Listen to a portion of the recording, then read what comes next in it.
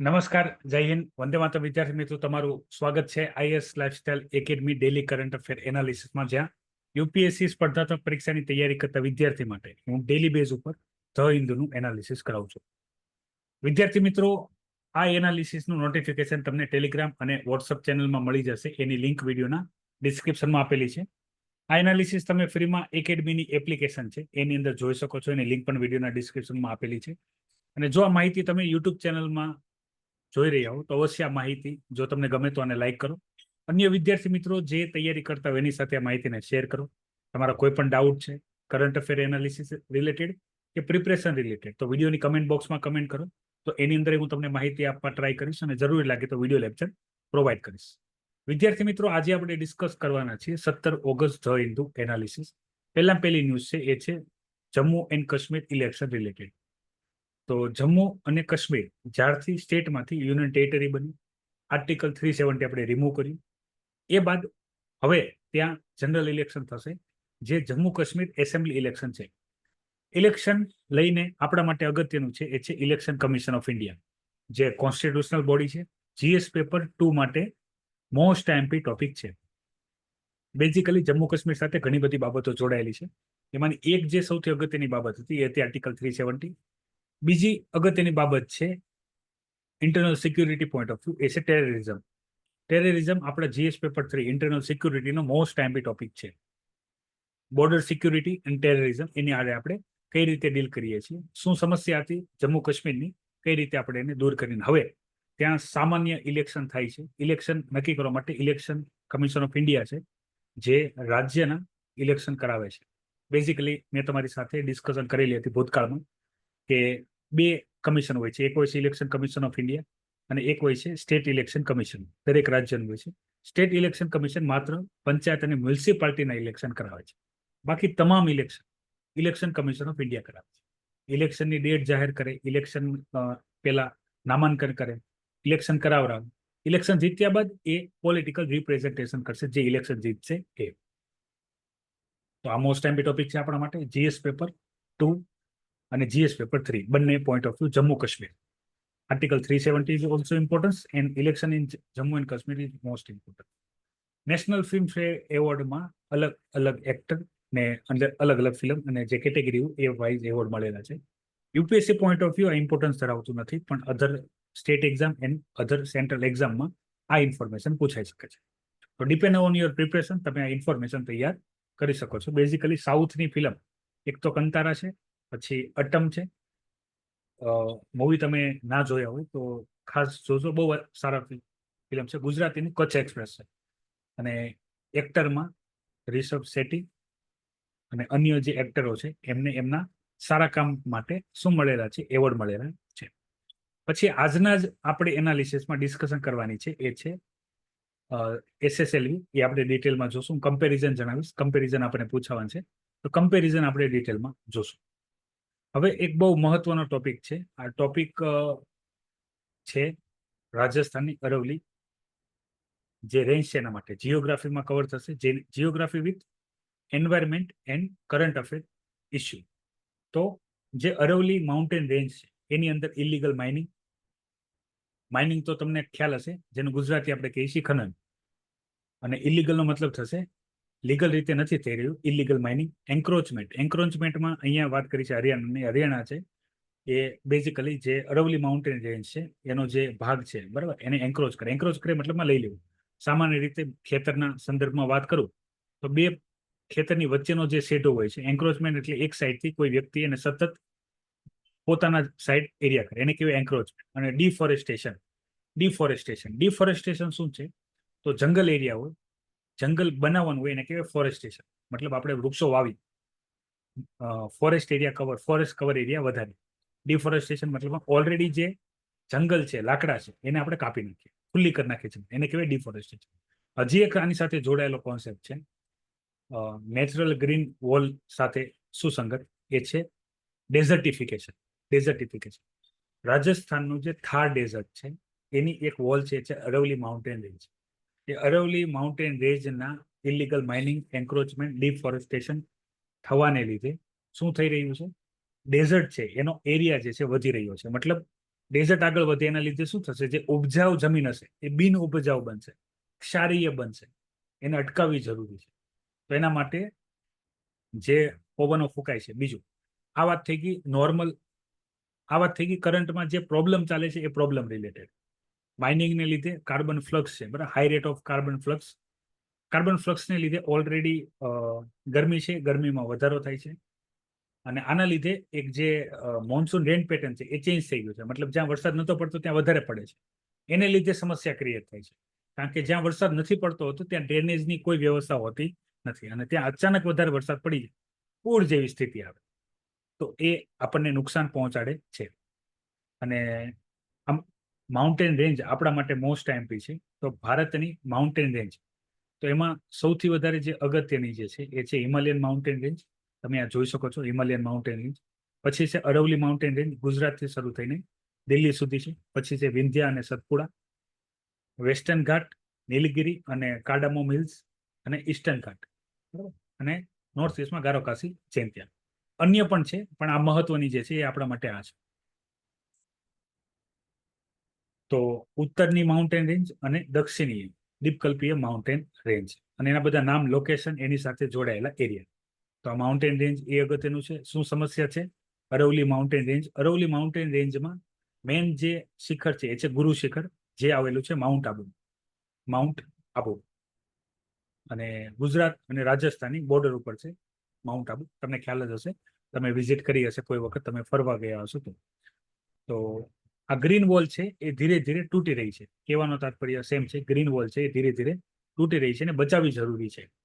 તો આમાંથી કોઈ પણ પ્રકારે જીઓગ્રાફીમાં, એન્વાયરમેન્ટમાં અને current affair base prelims as well as mains question બની શકે છે. શું પ્રોબ્લેમ ચાલી રહી છે અત્યારે અરવલ્લી માઉન્ટેન રેન્જ માટે? ડેઝર્ટિફિકેશન એ ઇમ્પોર્ટન્ટ ટોપિક છે. પછી હીટ ડોમ અને heat storm, okay, heat waves, આ પણ કોન્સેપ્ટ રાજસ્થાનને સૌથી વધારે પ્રભાવિત કરે છે. ગરમીમાં વધારો કઈ રીતે થાય? થવાનું કારણ છે એ છે કાર્બન ફ્લક્સ. કાર્બન ફ્લક્સ એને લીધે ગરમીમાં વધારો થાય છે. થાર ડેઝર્ટ આગળ વધે છે એનું કારણ છે શું? તો જે ઇલીગલ માઇનિંગ છે, પછી ડિફોરેસ્ટેશન છે. કોનું? Aravalli mountain range. એ પણ એક મુખ્ય કારણ છે જેને લીધે જે અરવલી માઉન્ટેન રેન્જ છે એની આજુબાજુનો જે એરિયા છે ત્યાં આ રીતની સમસ્યા ક્રિએટ થાય છે. હવે મોસ્ટ એમ્પી ટોપિક છે એ છે SSLV, small satellite launch vehicle, જે સતીશ ધવન સ્પેસ સ્ટેશન શ્રીહરિકોટાથી કરવામાં આવ્યું છે. હવે આના ફાયદા છે શું? આની કમ્પેરિઝન આપણને પૂછાશે. તો લોન્ચ વ્હીકલ જે છે મુખ્યત્વે, આમ તો ઘણા બધા છે પણ આપણા માટે 3 વધારે અગત્યના છે. તો આપણે જ્યારે સેટેલાઇટને લોન્ચ કરવી ત્યારે આપણે એક વ્હીકલનો ઉપયોગ કરવાનો હોય છે, એને કહેવાય છે લોન્ચ વ્હીકલ. Launch vehicle. હવે આપણે કયું લોન્ચ વ્હીકલ યુઝ કરવું છે? PSLV, GSLV કે SSLV? એ ડિપેન્ડ કરે છે પેલોડ, મતલબ કેટલા વજનનું સેટેલાઇટ લઈ જવાનું છે. બીજું, કઈ ઓર્બિટમાં લઈ જવાનું છે. કઈ ઓર્બિટમાં લઈ જવાનું છે? પોલર ઓર્બિટમાં, અથવા સન સિંક્રોનાઇઝ, અથવા જીઓ સિંક્રોનાઇઝ. તો એ મુજબ એક તો વજન, અને બીજું વજન અને કઈ ઓર્બિટમાં મૂકવું છે એ આધારે આપણે નક્કી કરશું. PSLV યુઝ કરશું, GSLV યુઝ કરશું કે SSLV યુઝ કરશું. તમારી સામે ત્રણેયનો ડિફરન્સ અહીંયા આપેલો છે, આ તમે તમારી નોટ્સમાં લખી શકો છો. Polar satellite launch vehicle, Jio synchronous satellite launch vehicle, small satellite launch vehicle. Payload હશે આમાં 2000 કિલોથી ઓછું હશે, આની અંદર 5000 કિલો સુધી હશે, આમાં 500 થી લઈને 700 kg હશે. ડિસ્ટન્સ અહીંયા આપેલું છે on the basis of orbit, ક્યાં સુધી લઈ જવાનું છે. પછી આની અંદર ફ્યુલ કયા વપરાય છે એના આધારે એના ટાઈપ છે. તો સ્મોલ સેટેલાઇટ લોન્ચ વ્હીકલમાં 3 સ્ટેજ છે. મોસ્ટ ઓફલી સોલિડ ફ્યુલ હશે. આની અંદર 3 સ્ટેજ છે GSLVમાં, એમાં સોલિડ, લિક્વિડ ને ક્રાયોજેનિક હોય છે. ક્રાયોજેનિક મોસ્ટ એમ્પી છે, પૂછાઈ શકે છે એના ઉપર ક્વેશ્ચન. અને જે PSLV છે એ છે 4 સ્ટેજની, એમાં 2 સ્ટેજ સોલિડ હશે, 2 સ્ટેજ હશે એ હશે લિક્વિડ. હવે આપણે આ સ્મોલ સેટેલાઇટ લોન્ચ વ્હીકલ શોધ્યું શા માટે? આપણી પાસે PSLV, GSLV હતા, તો યાદ રાખો આના ફાયદા બહુ છે. Small satellite launch vehicle most ઓફલી કેસમાં ઘણા બધા પ્રાઇવેટ સેટેલાઇટ હોય છે જે આપણે સ્પેસમાં છોડવાનું હોય છે, એમાં વજન ઓછો હોય છે અને એમાં ઓછો ખર્ચો આવી જરૂરી છે. એટલે તમે જો એકારે આપણે એક સેટેલાઇટ નથી મોકલતા, એકથી વધારે સેટેલાઇટ આપણે મોકલીએ છીએ. SSLV ફટાફટ તૈયાર થઈ જાય છે, બનાવવામાં ફાસ્ટ છે, એનું મેન્ટેનન્સ ઓછું છે, ઇઝીલી આપણે એને બનાવી શકીએ છીએ અને આપણે લોન્ચ કરી શકીએ છીએ. બેઝિકલી સૌથી વધારે ખર્ચો લાગશે GSLVમાં, એનાથી ઓછો લાગશે PSLVમાં, અને બિલકુલ ઓછો લાગશે SSLV. અને ડ્યુરેશન ઓછું છે. આની આ તમારે એક વીકમાં તમારે નક્કી કરીને સેટેલાઇટ લોન્ચ કરવા છે તો કરી શકશું. તમે જુઓ, સેટેલાઇટ કોઈ પણ કન્ટ્રી લોન્ચ કરતી હશે તો બાકીની કન્ટ્રી ભેગા થઈને એની હારે પોતાની સેટેલાઇટ લોન્ચ કરાવી લેશે કે જેથી ખર્ચો બચે. પેલા કામ અમુક કન્ટ્રી કરી શકતા હતા, પણ ભારતનું ઇસરોએ પણ બહુ સારી પહેલ કરી છે. આ ટોપિક કવર શેમાં થશે? આ ટોપિક બેઝિકલી કવર થશે GS paper 3 science in tech, અને એની અંદર સ્પેસની અંદર સેટેલાઇટ લોન્ચ વ્હીકલ, એની અંદર ત્રણે મેં તમારી સાથે ડિફરન્સ શેર કરી દીધો છે. તો પણ ડાઉટ હોય તો પણ જણાવજો. અલગથી આખી આનું જે કઈ રીતે આ આગળ વધ્યું એ આપણે ડિસ્કશન જોશું. વિદ્યાર્થી મિત્રો, મેં તમારી સાથે જ્યારે બજેટ નવું આવ્યું, બરાબર, એક હતું એન્ટ્રીમ બજેટ જે આપણે ફેબ્રુઆરીમાં જોયું હતું, અને પછી નવી જે સરકાર આવી, NDA સરકાર આવી, તો એને જુલાઈમાં બજેટ લાવ્યા હતા. એની પહેલા તે ઇકોનોમિક સર્વે ઓફ ઇન્ડિયા આવેલું હતું. હવે ઇકોનોમિક ઓફ સર્વે ઇન્ડિયાએ મેં ઓલરેડી ડિસ્કસ કરી રાખેલું છે. જૂનું તમે એનાલિસિસ નથી જોયું તો જોઈ લેજો. અહીંયા હું ખાલી તમને નવા અપડેટ આપે. હું વારંવાર વિદ્યાર્થી મિત્રો તમને રિક્વેસ્ટ કરું છું, તમે ડેલી બેઝ ઉપર જે આપણે એનાલિસિસ કરીએ છીએ એ એનાલિસિસ તમે ડેલી બેઝ ઉપર જોવો, કે જેથી એકની એક રિપીટેડ ઇન્ફોર્મેશન મારે તમને વારંવાર ના જણાવવી પડે. આનાથી સમય બચશે અને તમારે શીખવામાં પણ મદદરૂપ થશે. તો બેઝિકલી નવા વિદ્યાર્થી છે એના માટે થોડુંક ઓવરવ્યુ આપી દઉં છું. ઇકોનોમિક સર્વે ઓફ ઇન્ડિયામાં શું કીધું કે RBIની મોનેટરી પોલિસી કમિટી જે દર 2 મહિને રેપો રેટ નક્કી કરે છે, એ રેપો રેટ માટે ધ્યાનમાં લે છે CPI, consumer price index. Consumer price ઇન્ડેક્સનું આપણે બાસ્કેટ જોઈએ તો એમાં 2 મેઇન કેટેગરી છે. એમાં એક છે ફૂડ અને એક છે ફ્યુલ. આના લીધે CPI નું જે ઇન્ફ્લેશન છે એ વધ્યા કરે છે. ઇકોનોમિક સર્વે ઓફ ઇન્ડિયામાં શું કહેવામાં આવ્યું કે ભાઈ ફૂડના પ્રાઇસ વધે, એમાં ફૂડના પ્રાઇસ વધે છે કોના લીધે? તો મોન્સૂન પેટર્નને લીધે વરસાદ ઓછો આવશે, પાક નહીં આવે, શોર્ટેજ થશે, ડિમાન્ડ વધશે, પ્રાઇસ વધી જશે. ફ્યુલના પ્રાઇસ વધે છે ઇન્ટરનેશનલી, ક્રૂડ ઓઇલના પ્રાઇસ ચેન્જ થવાની. ક્રૂડ ઓઇલના પ્રાઇસ ચેન્જ થવાનું મુખ્ય કારણ જે હોય છે એ હોય છે ડિમાન્ડ ને સપ્લાય. બીજું હોય છે વોર વાળી કન્ડિશન હોય, એક્સટર્નલ એગ્રેશન હોય. આ ટાઈપ વાળી કન્ડિશનમાં ક્રૂડ ઓઇલના પ્રાઇસ વધી જાય છે. તો બેના પ્રાઇસ વધવામાં RBIની મોનેટરી પોલિસી કંઈ કામ કરતી નથી. અને બેઝિકલી શું થાય છે, આના લીધે જે CPI વધારે હોય છે તો મોનેટરી પોલિસી રેપો રેટ વધારે છે. હવે રેપો રેટ વધારવાની નેગેટિવ ઇમ્પેક્ટ આવશે ઇકોનોમી પર. ઇન્વેસ્ટમેન્ટ ઘટી જશે only because of interest rate વધે છે એના માટે થઈને. તો ઇકોનોમિક સર્વે શું કહે છે કે ભાઈ RBI જે છે, RBIની મોનેટરી પોલિસી કમિટી છે, એ જે CPI છે, CPI માંથી ફૂડ અને ફ્યુલ વાળું જે ઇન્ફ્લેશન છે બાદ કરનાર, પછી જે ઇન્ફ્લેશન વધે એના આધારે રેપો રેટ નક્કી કરે. એટલે સામાન્ય રીતે રેપો રેટ વધે નહીં.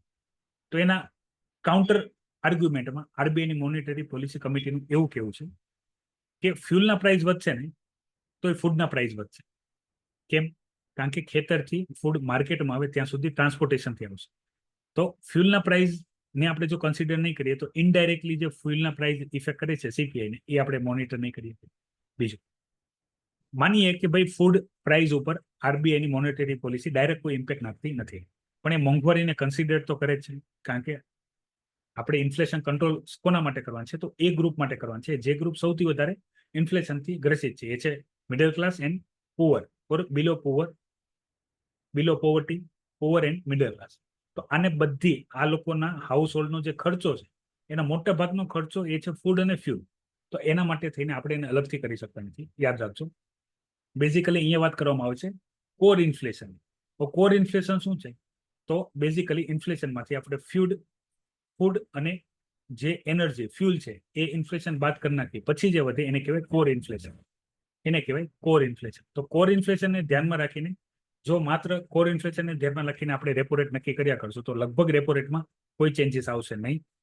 અને એના લીધે જે મોંઘવારીને કંટ્રોલ કરવાનો ટાર્ગેટ શું છે? 4% બેઝ છે, ±2%. મતલબમાં 2%થી મોંઘવારી ઘટવા નથી દેવાની, 6%થી આપણે મોંઘવારી વધવા નથી દેવાની. તો આની ઉપર ઓલરેડી હું ડિટેલ ડિસ્કશન કરી ચૂક્યો છું. છતાંય તમને ઇન્ફ્લેશનમાં કોઈ પણ ડાઉટ હોય તો પણ જણાવજો. તો આપણે ઇન્ફ્લેશન રિલેટેડ આખી એનાલિસિસ બેઝિકથી હું તમારે અલગ તમને એનાલિસિસ પ્રોવાઈડ કરી દઈશ. તો તમારે બીજી વાર કોઈ ચર્ચા આમાં ઇન્ફ્લેશનને કઈ રીતે ટાર્ગેટ કરે, પેલા ઇન્ફ્લેશન વધે છે કઈ રીતે, વધેલું ઇન્ફ્લેશન હજી કેમ ઇન્ફ્લેશન વધારે છે, એ બધું આપણે ડિસ્કસ કરી લેશું. આશા રાખું છું વિદ્યાર્થી મિત્રો, અહીંયા જેટલા ટોપિક મેં તમારી સાથે ડિસ્કસ કર્યા એક્ઝામ પોઈન્ટ ઓફ વ્યૂ, આ ટોપિક કવર થશે GS paper 2 as well as GS paper 3. Basically ઇકોનોમીનો ટોપિક છે અને પોલિટી, બરાબર. આના માટે પોલિસી બનાવવાની વાતો તો બંને જગ્યાએ પૂછાઈ શકે છે, ડિપેન્ડ ઓન એક્ઝામિનર. તો આ માહિતી ગમી તો લાઈક કરજો. અન્ય વિદ્યાર્થીઓ જે આ તૈયારી કરી રહી એની સાથે શેર કરજો. અને તમે નવા છો IS લાઇફસ્ટાઇલ યુટ્યુબ ચેનલમાં તો અવશ્ય ચેનલને સબસ્ક્રાઇબ કરજો. આ એનાલિસિસ સામાન્ય રીતે સવારે 11 વાગે અથવા સાંજે 5 વાગે તમને અવેલેબલ કરાવવામાં આવે છે. વિદ્યાર્થી મિત્રો, આજના માટે એટલી જ માહિતી છે. નવી માહિતી સાથે હું તમારા સમક્ષ ફરીથી હાજર થઈશ. ત્યાં સુધી મને રજા આપો. જય હિન્દ. વંદે માતરમ.